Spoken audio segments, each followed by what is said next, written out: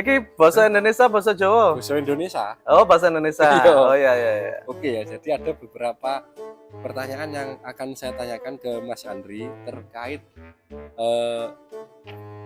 perjalanan karir atau pekerjaan Mas Andri ya. Jadi yang pertama adalah temanya adalah tentang latar belakang karir.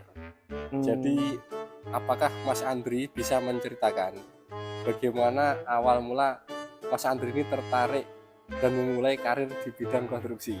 Oh, terkait bidang konstruksi. Iya. Jadi sebenarnya tertarik apa masuk sendiri atau iya. nggak sengaja masuk, itu diceritakan bisa. Oh, gitu. Natural saja. Ya. Jadi terkait histori, akhirnya awal mula sebetulnya bukan Melamar ya kerja hal gitu yang ya? diinginkan gitu, enggak sebetulnya. Sebenarnya nggak bingung ke Sebetulnya situ ya. enggak. Jadi kalau dibatasin setelah lulus sekolah itu adalah aku apply Ya. di perusahaan PLN ini sebagai operator transmisi dan pemeliharaan gardu induk Operator waktu itu di transmisi di tahun di tahun 2008. 2008 ya. Di tahun 2008. Jadi singkatnya adalah ketika rekrutmen itu berlangsung, alhamdulillahnya itu saya dan beberapa teman-teman yang nggak bisa tak hafal dalam satu angkatan itu diterima. Akhirnya ada pengumuman dari perusahaan, ternyata kuota itu nggak keseluruhan itu bakal masuk di operasi and maintenance-nya jaringan. Oh. Setelahnya adalah kita itu diinformasikan, kita dipanggil di induk, disosialisasi bahwasanya selain yang sudah diplot di OPHARGI, Ya. kita ikut diinformasikan masuk ke unit yang namanya waktu itu JMK gitu. Oh, dulu awal mulanya ada unit JMK. Itulah yang Mas Andri sekarang ini tekuni sampai sekarang. Betul. Oh, Betul. gitu. Jasa manajemen konstruksi. Iya. Terus teringat pertanyaan apakah berminat atau enggak di awal. Sebetulnya kalau untuk keinginan personal itu berminat, cuman pengalaman sebelumnya adalah aku itu nggak pernah mendapatkan terkait keilmuan khusus di bidang proyek. Namun histori yang berjalan di hidupku yang tak lakukan itu ya sudah melaksanakan kegiatan konstruksi sebetulnya. Ya. Contoh ketika di masa sekolah, start mulai dari sekolah dasar itu, Ya. ketika hari libur itu karena di saudara banyak tukang bangunan, jadi aku tuh wis melaksanaan pekerjaan kuli waktu itu. Nah, mau nggak mau konstruksi lah ya. Sudah basic ilmu konstruksi. Konstruksi. Oke. Di waktu sekolah SMP, STM itu udah di bidang konstruksi apa, bergeser lah. Ya. Dari sana memang nggak ada passion terkait hal sipil. Jadi alhamdulillahnya itu ada kesempatan untuk melaksanakan pekerjaan instalasi listrik di waktu itu. Alhamdulillah. Spesifiknya di apa Mas? Yang tentang konstruksi listrik apa? Instalasi listrik di rumah atau di pabrik atau apa, skala besar atau kecil? Skala kecil instalasi Kecil, ya? rumah. Ya. Terus. Lalu ini Mas, mungkin selanjutnya itu motivasi Mas Andri ini apa? Kok bisa konsisten selama dari awal tadi ya 2008 sampai sekarang itu sudah 2025. Sudah 15 tahun lebih ya. 15 tahun. Bisa konsisten itu motivasinya apa? Nah, Semangatnya apa yang bisa mendukung semangat. dan bisa bertahan Ya. Jadi dalam perjalanan kalau diinfokan di waktu sekarang itu, kesimpulan sederhanaku adalah yang jelas bidang motivasinya yang kalau kita kan ya. manusiawi, pertama karena butuh uang. Untuk saat ini ya, itu alhamdulillah itu secara aku punya pola pikir itu tidak ada terkait income. Secara materi itu tidak ada. Ya. Namun ternyata hal yang tak lakukan itu, meskipun aku sudah melaksanakan pekerjaan ini sampai dengan 15 tahun, ternyata yang tak sadari adalah banyak informasi, banyak keilmuan secara menyeluruh itu yang aku juga banyak belum mengerti, sehingga akhirnya hierarki yang tak taruh untuk sekarang itu adalah pembelajaran yang continuous seperti itu. Berarti motivasinya karena gini ya, bisa bertahan itu karena di dalamnya itu ada hal menarik, keilmuan yang menarik, yang Mas Andri itu pengen gali, pengen dalami, Betul, pengen pelajari, betul, sehingga nanti bisa ke arah yang lebih expert gitu ya. Jadi karena betul, motivasi continuous learning, jadi betul. belajar yang terus Ya, menerus. terus-menerus. Oh iya Nah, iya iya. faktornya adalah nggak mendapatkan secara apa namanya kurikulum. Misal ya, dicontohkan dari segi konstruksi itu, misal kalau kita sekolah itu kurikulumnya seperti apa sih secara urutan itu, karena nggak pernah mendapatkan hal itu. Sebisa mungkin dengan informasi teman-teman seluruh yang ada dalam bidang pekerjaan ini dan siapapun, Ya. itu semuanya yang tak pakai dari sana, tak lanjutkan untuk mencari sendiri gitu, Oh. dari media apapun. Nah, dalam kurun waktu 15 tahun lebih itu Mas ya, tentu kan banyak sekali proyek yang sudah Mas Andri handle ini. Itu bisa diceritakan Mas, proyek mana saja yang sudah Mas Andri handle dan finishing hingga selesai sampai sekarang ini Mas. Jadi Dari awal ya, itu pertengahan sampai sekarang itu sudah berapa proyek, ya, bisa disebutkan nanti yang paling berkesan dan membanggakan itu yang gimana?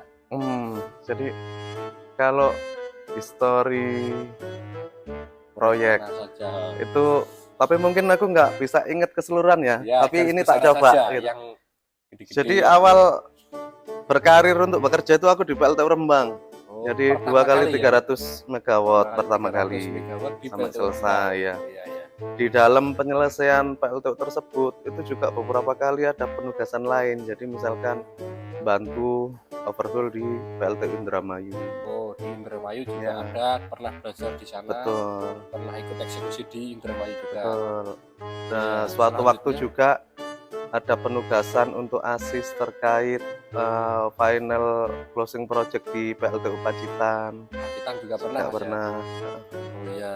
Selesai dari sana, itu pindah ke PLTU Adipala. Oh, Aku Adipala. juga pernah di Oh, Adipala, iya, iya, iya. 600 megawatt. Ya, berarti Adipala Cilacap. mayoritas power plant yang besar-besar di Jawa ini Mas Andri sudah pernah ikut andil di sana berarti ya? Alhamdulillah, Oh, sudah itu pernah. sebuah hal Ya, yang sangat luar biasa. itu ya mungkin kalau cerita tempat-tempat PLTU di Tangerang, PLTU Lontar ya juga pernah, di Lontar, Kalimantan Barat juga Kalbar pernah, ada, di di Lombok, ada. Nusa Tenggara Barat. Ya. Ya mungkin sampai dengan sekarang di Kalsel 2 ini itu. Cuma untuk detailnya aku nggak ingat. Oh iya iya. Terkait tadi yang pertanyaan kedua apa Mas Hendra? Yang paling berkesan, Yang paling berkesan. baik terkesan buruknya atau terkesan baiknya atau apapun boleh. Yang Nah, paling membekas dalam ingatan. aku itu tipe orang yang susah lupa. Wih, Itu menurutku susah juga lupa ya. ada baiknya, ya buruknya juga banyak. juga. Misalkan Oke. buruknya apa? Ketika aku berkesan terkait hal kebaikan, maka aku itu membandingkan tempat-tempat ini terkait kebaikan atau keenaan yang tak dapat, sehingga takutnya adalah aku tidak bisa tentram, tidak bisa maksimal untuk bekerja kalau membandingkan masalah kebaikan di tempat yang lain yang pertama. Oh, istilah kita membanding-bandingkan Tuh, diri kita atau dengan keenakan orang lain gitu lah. Istilah kita hanya memandang sisi enaknya gitu ya. ya terkait tempat ya, Tempat, terkait ya. pekerjaan. Kalau misalkan cerita di sisi buruk atau negatifnya, itu jadi pembelajaran khususnya, sehingga menurutku sama-sama bermanfaat kedua sisi itu. Yang penting kita ngambil hikmahnya ya. Jadi gitu. walaupun apa ya, sisi baik maupun sisi buruk itu sama-sama bisa menjadi pembelajaran dan kita mengambil hikmahnya. Betul, betul. Itu. Ya. Jadi akhirnya Ya, kalau ya. cerita terkait sisi buruknya adalah ketika kita berpindah di suatu tempat dan tidak teruji terkait hal yang buruk, Ya. maka kita punya syukur yang luar biasa kalau itu. Jadi ya dijalani Ya. dan tetap lakukan yang benar itu aja sih. tetap continue Mas ya berarti ya. betul. Oke. Terus Mas Andri kan sekarang saya dengar-dengar ini ya mengemban posisi koordinator ya kan, koordinator proyek. Nah, bisa diceritakan Mas bagaimana peran menjadi koordinator itu, susah gampangnya Ya. atau teknisnya bagaimana mengelola atau memimpin rekan-rekan yang dalam bidang ini elektrikal Mas. Ya. Bisa diceritakan bagaimana caranya mengkoordinir, memimpin. Hmm. Untuk terkait leadership gitu ya, leadership secara literatur mungkin kita referensi segala macam di zaman modern ini yang bisa secara singkat kita mengetahui itu banyak medianya. Yang pertama mungkin dari sana kita bisa belajar. Yang kedua dari pengalaman gitu ya. Ya. Tapi semua hal itu kalau aku itu lebih memilih khususnya dari ajaran keimanan gitu ya. Kebetulan ini aku mempunyai keimanan muslim gitu ya. Jadi literatur yang ada segala macam mungkin aku terus membaca. Jadi berharapnya adalah aku sendiri sampai sekarang ngomong menjadi leadership itu aku bersandar ke sana. Terus juga dengan pengalaman yang ada. Nah, yang ada adalah sekilas yang tak taruh di paling atas itu baiknya seorang pemimpin itu dahulu mengerti gitu. Maksudnya itu ya dengan membaca, dahulu mengerti ya, mempelajari ya. Terus dahulu baik gitu. Dalam arti ketika kita baik itu jangan sampai akhirnya sok-sok kita menjadi pemimpin, kita yang ada hanya menuntut tim di bawah kita gitu untuk melaksanakan kebaikan. Tapi sebagai pemimpin sendiri ya. Itu betul banyak banyak kekurangan gitu betul ya. Paling enggak dari diri kita sendiri itu harus kita pola, kita set up untuk menjadi teladan gitu ya. Nah, untuk masalah tadi pertanyaan Mas Hendra, itu aku ada harapan, cuman itu bukan sebagai hasil. Menjadi teladan atau enggak itu urusan lain. Yang penting akhirnya keegoisan yang muncul adalah secara personal. Yang penting itu aku tuh baik dulu gitu ya, aku mengerti dulu. Urusan itu nanti tertular itu adalah harapan, tapi aku nggak menuntut sebagai hasil. Iya.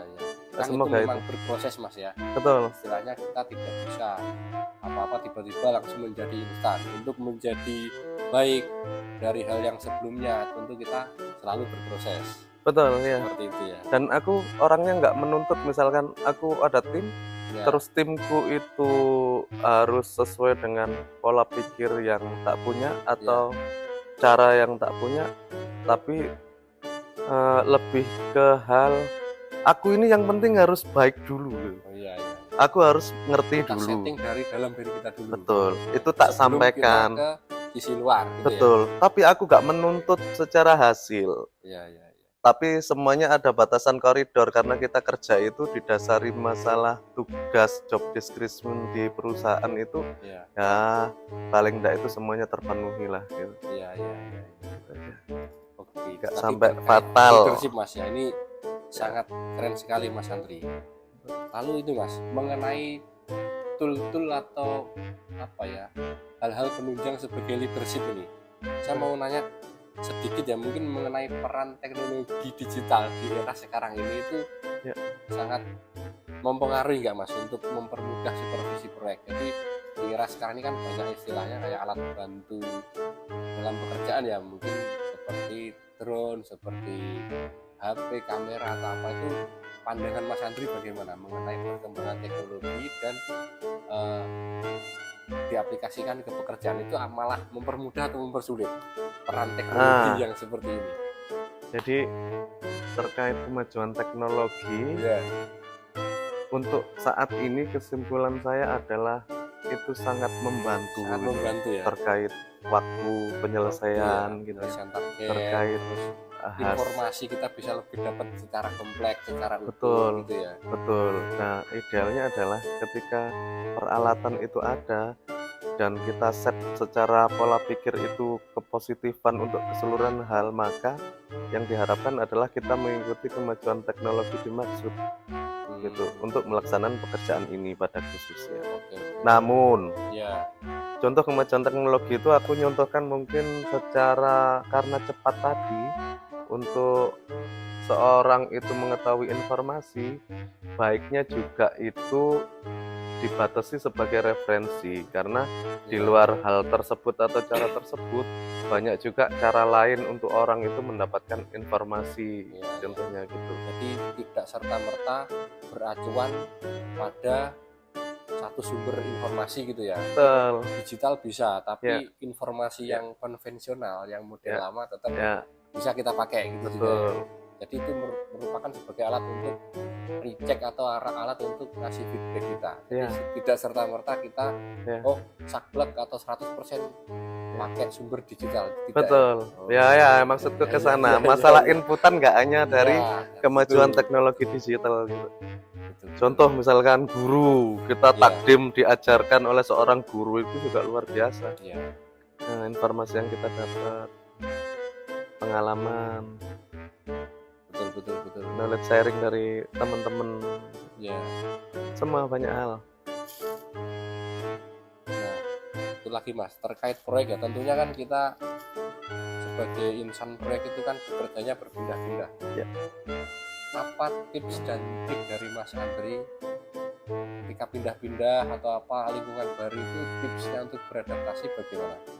Tips untuk Misalkan beradaptasi. jadi kita menyesuaikan dengan lingkungan, Ya. dengan orang-orang sekitar, dengan makanan, Ya. cuaca, iklim, adat budaya sekitar. Ya. Itu tips dan triknya bagaimana? Jadi sementara ini yang tak lakukan itu menurunkan tingkat kesatisfaian, khususnya harapan gitu ya. Iya.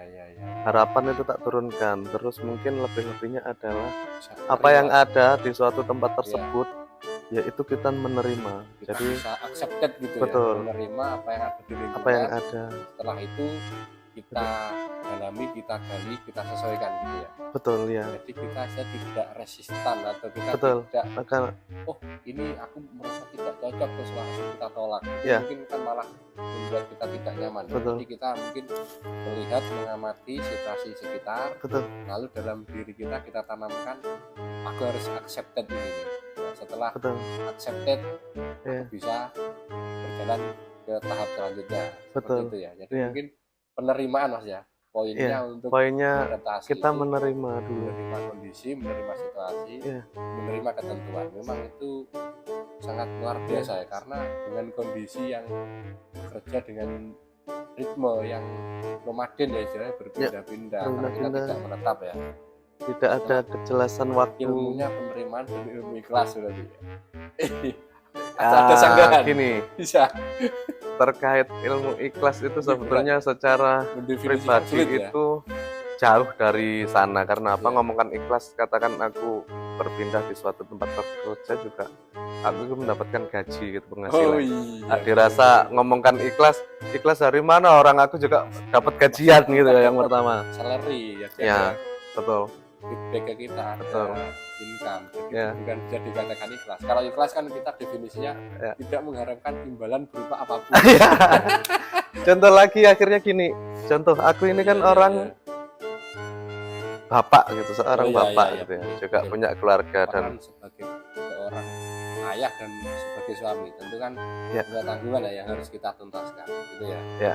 jadi ketika ada harapan, mungkin melihat teman-teman yang lain secara pekerjaan itu home base, maksudnya itu tiap hari itu ya bekerja di suatu tempat dan pulang setiap hari ke rumah ketemu keluarga, itu akhirnya hanya menjadi harapan gitu. Harapan Tapi bagi kalau kita, gitu ya. itu terus-menerus konsentrasi hal sana, kan ini tidak memungkinkan kondisinya, karena Ya. kita bekerja itu berpindah-pindah di tempat yang jauh.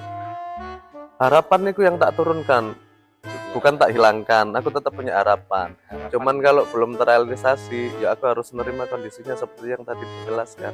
berusaha itu aja. tabah dan mensabarkan diri gitu dulu ya. Ya, gitu. Kemarin gitu ya. Makanya akhirnya statement yang tak sampaikan itu kalau untuk diri pribadi jauh dari keikhlasan, karena tadi aku masih punya harapan, Ya. mungkin aku masih berusaha untuk memenuhi harapan yang tak inginkan. Jadi Iya, seperti itu. iya. Ini. Betul. Luar biasa Mas Andri. Mungkin sekilas itu saja Mas Andri interview atau ngobrol singkat kita. Oh Di iya lain ya, waktu baik. atau next episode kita juga bisa bahas yang lain, Oh tema iya lain iya iya. yang bisa lebih seru lagi. Oke, Alhamdulillah ya siap. ya baik. Nanti kita closing dulu. Oke, terima kasih teman-teman. Terima kasih Mas Hendra.